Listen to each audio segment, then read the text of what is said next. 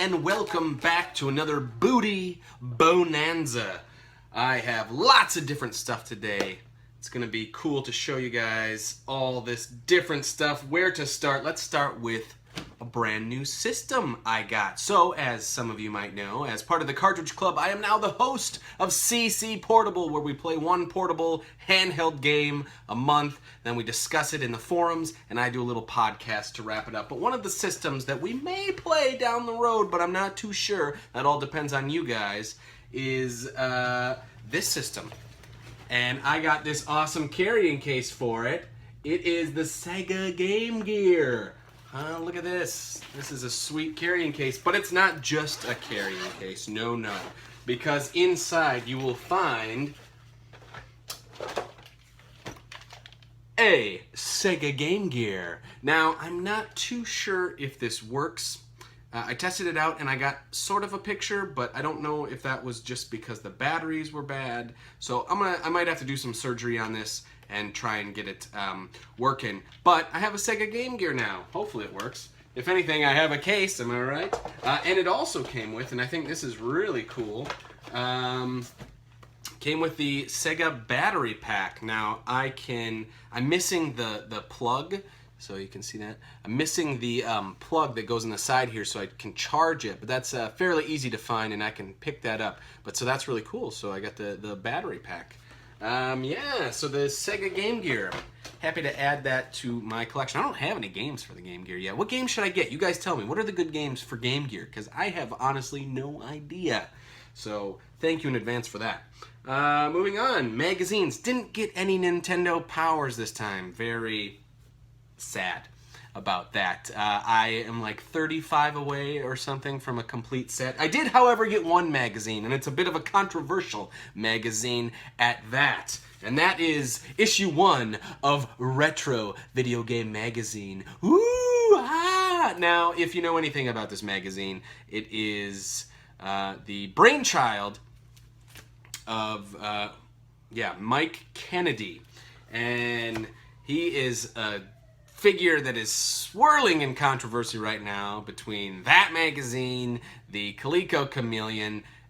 Mike Kennedy is not very favorable according to the internet right now. But I jumped in early before we knew this was going to be a big kerfuffle, but I never got issue 1, and I happened to find this for like $1. And so it's, as far as I know, I believe I have the complete set of retro magazines, including the little like Reader's Digest copy one they did. Does that mean anything? Absolutely not. But I do think this is a neat little part of history. And boy, remember when everyone was excited for Mighty Number 9? Ooh, this thing is just, yeah, this is great, right? But there was one thing I got that is Nintendo Power related, and that's something that I believe, oh my gosh, I should have done my research. It came with a Nintendo Power. And that is the Nintendo GameCube Preview DVD. So this has, I haven't watched it, but I'm assuming it has a bunch of previews for upcoming games at the time. Now this, I don't even remember what issue this came with, but these things are not easy to find. And so I was very happy when I found that. And that will go with whatever issue, I know I don't have it. Whatever issue it corresponds to, I'll add it to that. There was a case for it. If I find the case one day, well, that'd be nice to have too. But the disc is the important thing. So there's that. Couple more accessories. It's a slippery slope, I tell you. It's a slippery slope. What is the slippery slope? I'll tell you. Amiibos. Amiibos is a slippery slope. I said I wouldn't get any. Then I ended up getting one, and then so I got sent a few more. And so now the floodgates are starting to open. And I had to get another one. I've been looking at this one, and it came in a 3-pack, but I didn't really want the other two. I only wanted this one, and that is the Duck Hunt Dog. Yeah, now if you don't know anything about me, I love Duck Hunt. It's one of my favorite games, especially in the arcade, the Nintendo like Versus cabinet. That is awesome. I love it, and so I wanted to get this so bad, and I'm very excited about it. And then I got one more amiibo, and this is kind of because of the whole kerfuffle with the Zelda amiibos. So they came once Breath of the Wild came out, and then all of a sudden all these old amiibos that nobody cared about anymore were popular again. Everybody needed them for all the Zelda stuff. Well, I'm trying to get ahead of the curve on this one because this is a franchise that's very near and dear to my heart, and I'm very excited because we get not one but two new games in this franchise coming out soon, one sooner than the other. But I don't know what kind of amiibo connectivity it'll have, so I'm just kind of hedging my bets here. Plus I found it for a good price, and just in case it goes up in price, I wanted to get Samus. Yeah, so this, obviously, there's the Samus Returns game or whatever for the 3DS that's coming out. And then, of course, Metroid Prime 4. Now, I don't know if there's going to be, what these are going to do, but especially like Metroid Prime 4, which might not come out for, 2 years. Think how hard these are going to be to find then. So I want to jump on that. I still want to get the Zero Suit Samus as well, but this is the original Smash Brothers one, so thought I'd get that because I want to do whatever special things these do. So there we go, Amiibos. Let's get to games, and I'm actually going to start with Super Nintendo. Now, I am chipping away at that final 100, and I only have 4 this time to show you, but they're getting hard. It's getting hard to find these games, and these aren't anything to write home about, but nonetheless, it's bringing it closer. I think I'm down to, I want to say 80 games after this, and the first one is F1 Rock Race of Champions. So, a little racing game. Like I said, nothing to write home about. This one, Super Off-Road. There was 2 off-road games for the Super Nintendo, Super Off-Road and Super Off-Road the Baja, of which I already own, which means subset complete. And then I got 2 more. These are kind of cool because they were in box. They're not complete. I think they're both missing the manual, but nonetheless cool to have the box. First of which is Lester the Unlikely, which is probably most famously known for being featured on an Angry Video Game Nerd episode. And so I got that box, and it came with a neat little plastic case, which is cool. And then the second one, this one was actually on my wanted list, so it is slightly more difficult to find. I don't know if, I guess I would call it uncommon, and that's Hammerlock Wrestling. So what's cool about this game is it is compatible with the multi-tap. You can actually do 4-player wrestling matches in this, which is cool. And if you didn't know, I am a fan of the wrestling. Got my Macho Man and Ricky the Dragon Steamboat shirt on right now.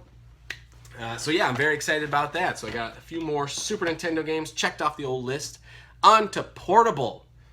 Now, like I said, some of these, I've been picking up a lot of portable games.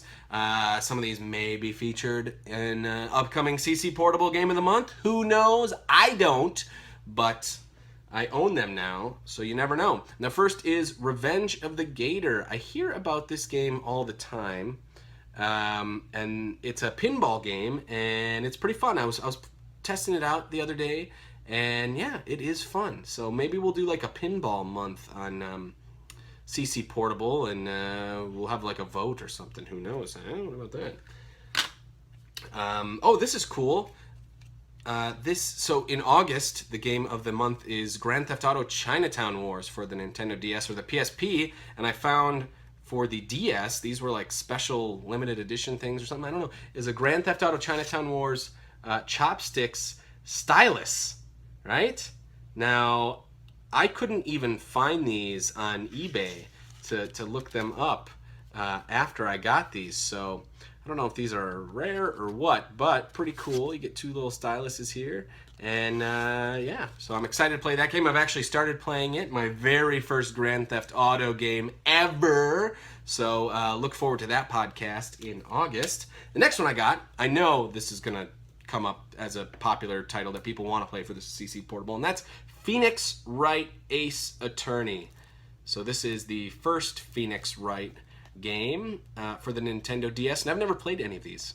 I've never played it. This is actually still sealed, so I'll crack that open and try it out, but I'll probably wait until if it becomes the game of the month.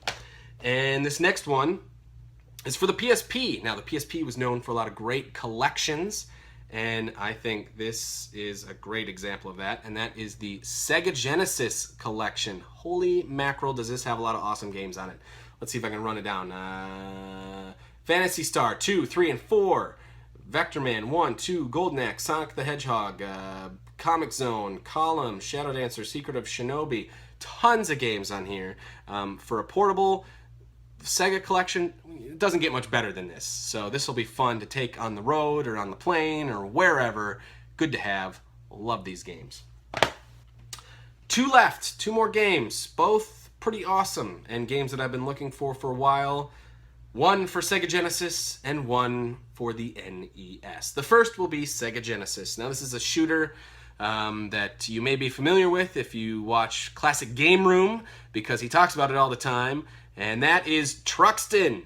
Yeah, so this is a popular shoot 'em up for the Sega Genesis. Very hard, and I'm looking forward to diving into this. I've only got to scratch the surface on this game, but I love it, and it's very fun. And so I will be playing more of that, hopefully in the near future. But gosh, we don't know. We don't know. We don't know. And then finally, the creme de la creme. Probably the game I've been looking for the longest. I remember I saw this at the Portland Retro Gaming Expo years ago for $50, which at the time I thought, whoa, that's way too expensive. And it has shot up in price so much. But I did at my one of the local game stores I go to, I did a trade, got a lot of store credit, and I was able to get this for nothing, baby. So what is it? I'll let you know. Bucky O'Hare. And it is crisp, clean, and wonderful. Very excited to play this game. I love Mega Man games, and I know this is similar to Mega Man in nature, so I've always wanted to try it out, and like I said, it's getting really hard to find. It's now over $100 normally, but I was able to get it for cheap, trading in some games that I didn't care about anymore. So there you go, Bucky O'Hare. And that is it. Ha! A fairly short, nice, concise, compact Booty Bonanza this time. So, thanks for watching. Until next time, boyfriend out.